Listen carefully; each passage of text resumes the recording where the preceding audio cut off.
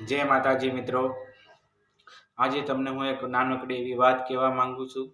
હું કોઈ નેતા નથી, કોઈ અભિનેતા નથી, માત્ર એક ગામડાનો નાનો એવો દીકરો છું। બસ તમારા આગળ આ મારા મનની વાત કહેવા માંગુ છું કે આપણે આ દીકરીના દેશ લઈએ છે ને એ થોડા ઓછા કરી દઈએ તો સારું।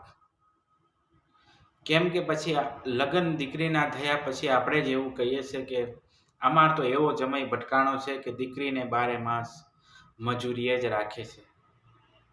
લગ્ન થયાને હજી મહિનો દી નથી થયો અને દીકરીને મજૂરીએ જવું પડ્યું।